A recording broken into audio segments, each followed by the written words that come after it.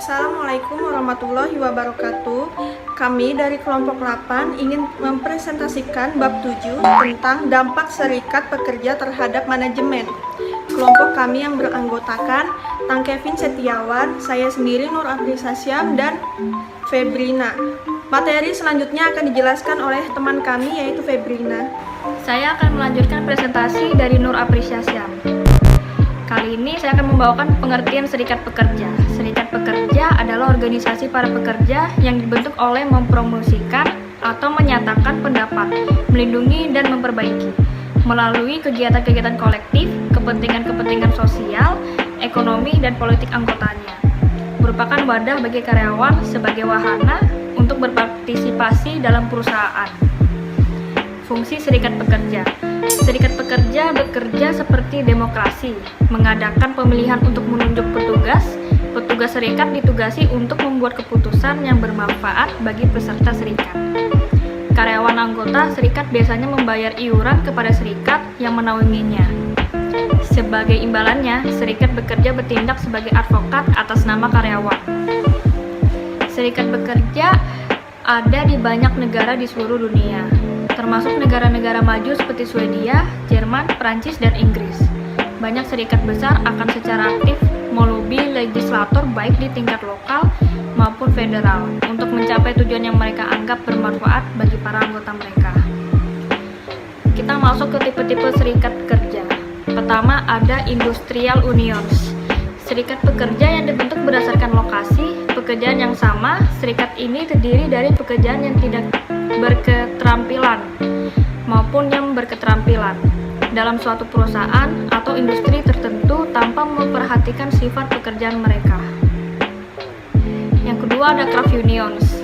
Craft unions itu serikat pekerja yang anggotanya terdiri dari para karyawan atau pekerja yang mempunyai keterampilan yang sama. Seperti misalnya tukang-tukang kayu. Baru yang terakhir ada mixed unions.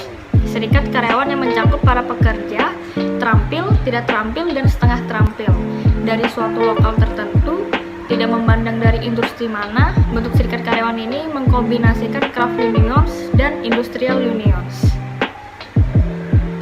Presentasi akan dilanjutkan oleh Nur Aprisa Syam. Saya akan melanjutkan presentasi dari teman saya Febrina, yaitu tentang pentingnya serikat pekerja bagi karyawan, yaitu mendapatkan kompensasi yang layak, lalu mendapatkan kondisi kerja yang baik. Yang ketiga, mendapatkan haknya secara adil, melindungi diri mereka dari tindakan sewenang-wenang manajemen, mendapatkan kepuasan kerja dan peluang untuk berprestasi, memperbaiki keadaan dan aturan kerja bersama-sama manajemen perusahaan, memberikan aspirasi karyawan kepada perusahaan, dan koordinasi bersama memperjuangkan hak dan kepentingan pekerja. Lalu ada dampak dari serikat pekerja terhadap manajemen. Setiap keputusan yang diambil oleh manajemen atau pengusaha akan selalu berdampak kepada pekerja. Dampak-dampak yang ditimbulkan dengan adanya serikat pekerja antara lain: 1. Dampak monopoli. Perspektif monopoli atas serikat pekerja bermula dari premis bahwa serikat karyawan menaikkan upah di atas tingkat upah kompetitif. Lalu ada dampak suara kolektif. Sebagian besar karyawan merasa bahwa lebih mudah bertarung demi perbaikan kerja melalui serikat karyawan. Para karyawan ini mempunyai beberapa pilihan manakala mereka tidak puas dengan pekerjaan.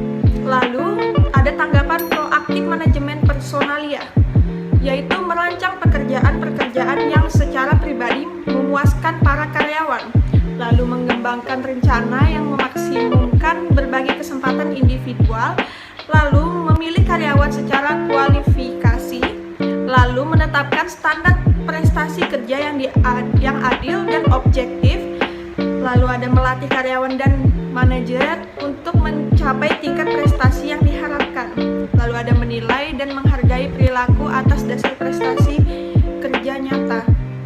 Presentasi selanjutnya akan dilanjutkan oleh teman saya, Tang Kevin Setiawan. Saya akan melanjutkan penjelasan dari teman saya yang bernama Julisa, yaitu sistem manajemen dengan serikat pekerja. Serikat pekerja berusaha berada pada sistem hukum dan dapat menghubungkan antara ketiga pihak yang berkepentingan, yaitu karyawan dengan perwakilannya atau serikat pekerja, manajer yang disebut manajemen, dan perwakilan pemerintah di bagian legislatif, eksekutif, dan yudikatif. Sistem manajemen dengan serikat pekerja.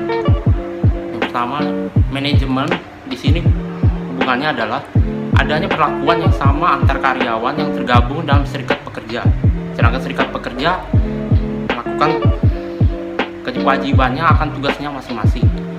Dan peran pemerintah di sini adalah bertugas untuk mencegah terjadinya perselisihan antara serikat kerja dan manajemen dengan cara mengeluarkan UU tentang perburuhan.